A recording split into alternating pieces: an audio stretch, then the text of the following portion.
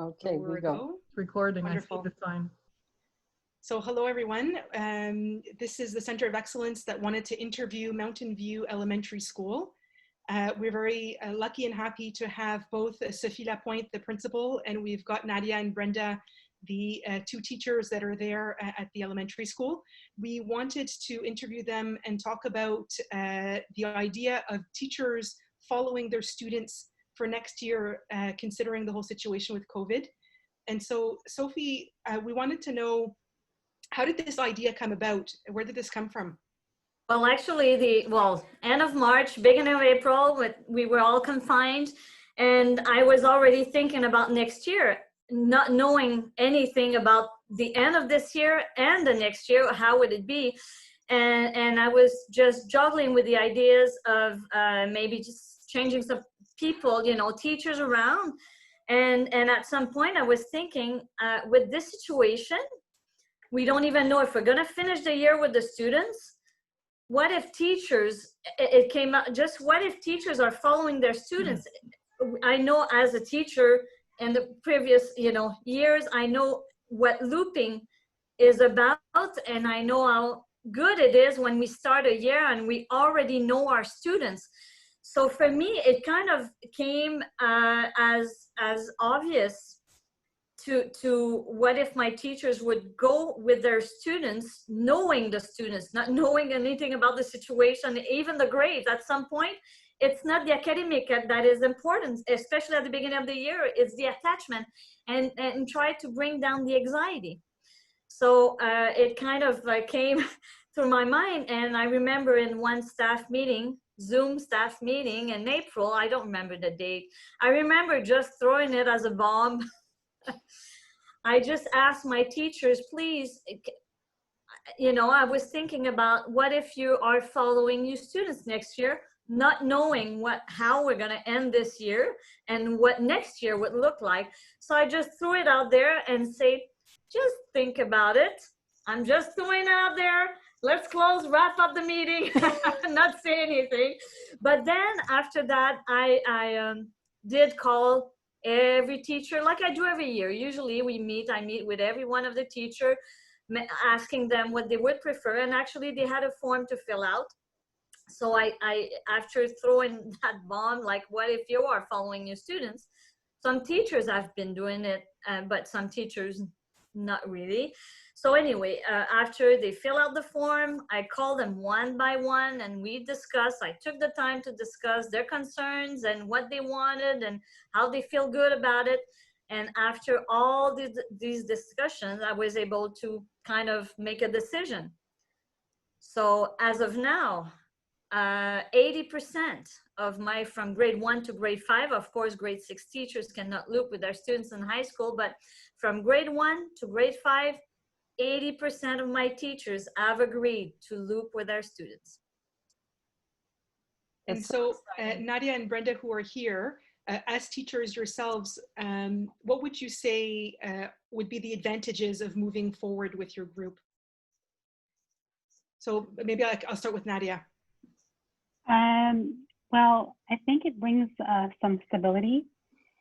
And as a teacher, having moved around schools, grade levels, until getting permanent at Mountainview, it was my opportunity now to know students at the beginning of the year and to be able to, I guess, take them further. So feeling stability for me, getting stronger as a teacher, and having the students taking them further. Just because they don't have to spend the beginning of the year getting to know each other and establishing routines. And you know what they have learned and not learned. Mm-hmm. So you're able to pick up there. Sorry. Exactly. Brenda? Well, for me, there were kind of like four, I look at the big picture, and there were four aspects to look at. There were the kids, there were the parents, there was myself, and there were the academics. And I thought they're all sort of really closely intertwined in my mind. And for me, I thought, as Sophie said, just being at the beginning of the year, not having to make that connection, because my priority at the beginning of a school year, and sometimes it takes longer than other years, is to make that connection with the students and get to know each other in a way that we're almost like a family. And that we wouldn't need to do. And given the circumstances where, let's face it, no matter what we're doing now, they are going to be a little bit behind of where they would normally be. It would give us that time at the beginning of the year to recoup where we left off. And in fact, I've started to tell some of my parents about next year, and I had many that said, whew, I feel much more relieved now and assured that you know, not that my hands are better than anyone else's, but that I know where they were and where I can bring them and what we've been doing. And it just, I've even told them, keep your things from last year, and we'll, instead of learning about each other at the beginning of the year for the first 2 or 3 weeks, we'll go through a whole review and maybe go over concepts or whatever that we didn't have time for this year, and to get us back on the right footing to be where we are. So in fact, we could end up starting sort of at the same time as we would normally. Mm-hmm. And the kids were pretty excited too, actually. So, and so am I. I mean, I had a really nice group this year. I mean, there are negative sides too. If you have a really difficult group, it's not the same kind of maybe passion you have to do it all over again. But in my case this year, to me, it's really going to be beneficial for everyone. Yeah, especially Brenda has a split class, so she's bringing up her split class. Yes, okay. And also it's about, we haven't finished the year really. No. So it was not a real end. So it's just going to be like a continuation. Yeah, I think human beings always need that sense of closure, and we haven't really had that sense of closure where you sort of send them off feeling you've got them, they're in good hands now, you send them off to the next level. But we haven't had that. There's no satisfaction in that for anyone. No, putting a garbage bag in the car trunk is not an end. No. I think the other piece for students is to hear the message of, my teacher still wants to be with me. She wants to finish teaching me things or show me more things, because we weren't finished. And you're right, the school year wasn't finished. And it's like, she wants to be with me again. So talk about bringing the going back to school, because in the context of pandemic, there are so many concerns, and you know, the social distancing and the risks, and part of it is really to say, how can we help ease the alarm and the stress level with kids? And my teacher's waiting for me, she can hardly wait to have me back. I mean, talk about wanting to leap your heart right back to school. And we can deal with the other stuff because they know how you are and you take care of them. And now it's well, we're going to walk through these changes, and that's okay because we're going to do this together. So it puts a whole other spin to it, where instead of increasing anxiety and alarm, it's we're going to have this figured out and we're good. We're okay. Yeah. And we might have some things haven't changed. Yep, exactly. Because some things are the same and some things are different, but let's hold on to more of the same to anchor and secure. And that will, you know, the time, space, and energy that you're going to save, because you're going to be recouping attachment links and working with that. But it's also that there isn't the high levels of stress and alarm. So the learning, they will open up to learning much faster, because, I mean, there still will be stress and alarm because we don't know what everything that's coming up. For them to know who are the adults that are going to be taking care of them exactly in the day, because they would see you around the building if they weren't with you. But it is so different for them to know that they're coming back and they're going to be with you. You know, the teachers that they know that they count on 5 days a week. That's huge. That's huge. Last week on Zoom, my students were asking me if they knew who the grade 6 teacher was going to be. And I said, well, Madame Lapointe hasn't made her decision yet. But I said, I'll let you know that you were my first choice, that I asked to be with you. And I can see in their faces how they felt. They're like, oh, she chose to be with us. And I said, well, I know, and I can let you know. I'll tell you. I could see the anxiety in them kind of go down. Yeah, absolutely. In terms of potential challenges, you know, and it may not be that you yourselves, Nadia or Brenda, have you know, sets of challenges, but are there teachers in your team or things that you guys have thought of that could be a potential challenge in terms of keeping the same group from one year to the next? Of course, when you have a challenging group or a challenging student, sometimes it's not easy to know that you're going to spend another whole year. Well, this year was not a whole year. But teachers, I reassure the teachers who had these more challenging kids that they will have the support that comes with it. And at least they know the student. Mm-hmm. Not knowing a student that is coming and is challenging, it's better to keep the ones that you know. So that's it. It's I think that's going to be one of the challenge. And of course, when you're looping with students, having done it for quite a few years, at the end of the second year, you're like, okay, they're ready to move on with another teacher, with someone else that's going to teach them something, like is going to be like different, and that's what they'll need. Everybody needs some air, but like I said, we haven't finished this year, so it's going to be like a new year, not new year. Yeah. Anyway, it's going to feel strange. We don't know what's coming next anyway. It's a new way of doing school, and you're creating another new way, because there's so many other changes. So this was just another one, kind of like coming into the same stream. But I think that you're right, and the key is for students that are like the challenging students, is having the support for the staff to know that, but you know them from the get-go. And what are some of the things that you might already be planning for August, having them come back? Teachers can tell you, I'm sure the wheel is spinning and they're already having plans for the next year, I'm sure. And there's also things like, I had a whole unit planned to do with them just mid-March or so, just to start just after we were closed. And I didn't have a chance to do that with them. And I had been telling them about it. I'd been sort of promoting it, and then all of a sudden, squash, it's not happening. Well, now I'll be able to do it with them.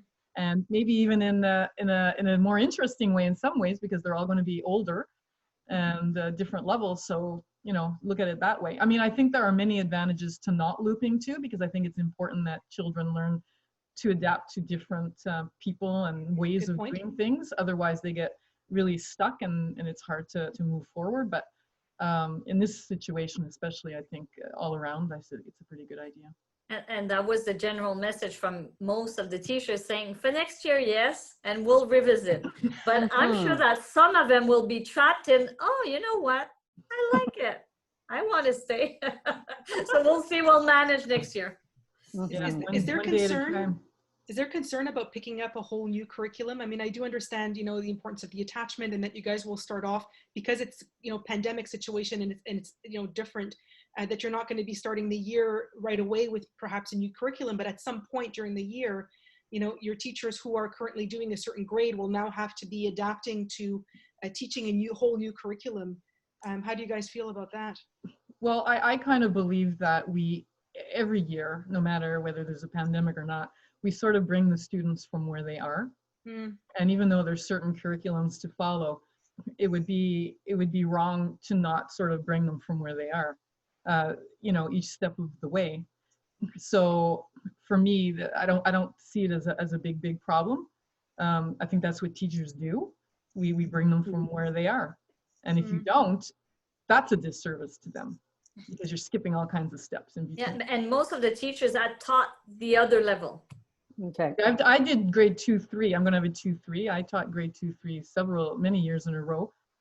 So it's not a new thing for me. It's not the best ideal having 2 cycles as well as a split, but it's been done before by me.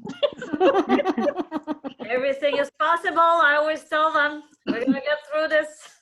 Well, what we're hearing is a lot of team energy, wanting to make it happen, to put the best foot forward to support the students. And I think that's really commendable to see. And it's really, an honor to the team and the teamwork and how you guys pull together to make it happen. Because yes, we don't know everything that's upcoming. However, in pulling together is that you will get through it. And that's the key message we want to give students. It will be a new way of doing school. There will be some changes in structures and routines, and even just how we maneuver through schools. However, there are many things that they will be able to rely on, which are the adults taking care of them and being the key people and the safe people to go to. So I think hats off to Mountain View team. I think you guys are doing a great job. It's clear that, your students' community is really in your heart, and that people are wanting to give it their best foot forward. So hats off to you guys. Since the beginning of the pandemic. For other schools who may want to follow this footstep, do you have any suggestions, any things to keep in mind, anything you'd like to share with other schools? You want to start with me? Sure, Sophie. Well, actually, I went from principal to principal. I would say the first step would be to communicate, well, to throw the idea, to let people think about it, and then to go like I did. I think the best way for me to know who is open and who's not is to speak to all of them. Yeah. Imposing it is not ideal. Everybody has to be happy, because it's the anxiety will be high in students, but it will be high with the team as well, with the staff. So the staff needs to be on board. If the staff is not on board, forget it. They won't follow. So yeah, the staff needs to be on board. I'm lucky enough to have an open staff. Every crazy idea as I have, they usually follow. And but yes, it has to be well presented, but it has to be accepted by the team. And it's not from one day to another, like, okay, June 30th, here's your new assignment, you're following your students. It needs to be a conversation. That's my philosophy and everything. I think a key piece that I heard there, Sophie, is that you put it out to the team, asking them to think, but one of the very particular pieces is that you communicated individually with each of them, so they could voice their concerns or their like yay or their concerns with you. And I'm sure that you addressed different things in those phone conversations, but you made it that it was safe because it was a conversation with you one-on-one. It wasn't with a group meeting on Zoom where people would feel uncomfortable or could be vulnerable or feel judged by things they said, or to give an answer on the spot. So I think that time of reflection, the one-on-one conversation, and then coming back and saying, so how can we make this work? And you had all those variables to piece together. Was it possible to say that you would move that way? I think there's a leadership piece that you have there, and clearly the teachers felt safe with you to be able to share those things, and that you could then come up with the plan that you have and have following you, where most of your teachers have come on board to be able to do this. Yeah. Well, for me, what worked well was that Sophie kind of threw it out there at that Zoom meeting, and I know a few little discussions started to be sparked, but she squashed them all, which I thought was a good move, because it's not the place to have a huge, I mean, it's hard, and these meetings are hard. Like, to me, yes. I'm a people person. I like to be in person. And then so I went, oh, okay, so she's thinking about that. Because I had thought about it too, but then you're always worried, is the next teacher up really going to want to give up their grade, which would mean they would give up the grade. And I'm thinking, okay, so she's throwing it out there. So that's a good start. And then when she made the individual calls and we had all these discussions, and I don't know, she threw all kinds of grades out at me. I'm not quite sure what that was all about, but anyway. Multiple choice. But we were able to express what we thought of each one and what we really didn't want. And then, well, we'll get back to you. So you still had more time to reflect and come to terms with the whole thing, weigh the pros and cons, and think there are a lot, for me anyway, it ended up being a lot more pros than cons to doing this with the same group. To me, the only thing is that, I'm the only split in the school. So sometimes, I know during the pandemic, it's been pretty tough because it's no longer a split class, it's two separate grades. So I'm operating like I'm teaching two classes, but hopefully you'll get rid of the virus before next year. But anyway, I think as you said, Martine, the allowing to reflect and just weighing your comfort level back and forth and thinking of all the great things you can still do with that class and the comfort zone for everyone, to me, that was really important. Yeah. I think the other piece that's really interesting too that you guys are doing is it wasn't an all or nothing type of decision. It was, let's give it a try, and who's on board and whoever is, and who's not feeling comfortable, there's no pressure for them to have to do it. And you're making it work. Like there's some schools that may think, okay, it's either we all get on board or we don't. And so it's interesting that you guys are making it work at your, in your conditions. It's like a puzzle. And pieces came together, even in the 20% that is not looping, it all came together. It all came with every discussion. And I believe, from what I feel, what I hear, what I see, is everybody's happy with whatever decision that was made. Fantastic. Terrific. So we wish you guys an incredible upcoming year, a good end of year, because there's changes happening all the time. So we're going to wish you a few good dance steps with those. But you know what you're heading into because you've made some clear choices as to what you want and being able to take the lead and be able to lead your team, the school team. And I think with that, the parents will feel much more secure with what is upcoming, even though we know there's some variables that might keep playing on us. But you have a clear plan and a sense of direction. And for parents, that will be a huge piece with increasing their comfort level to be able to have their kids come back to school. Thank you so much for taking the Thank time. you so much. I'm sure many schools will be inspired by this. Thank you. Thank you. Thank you.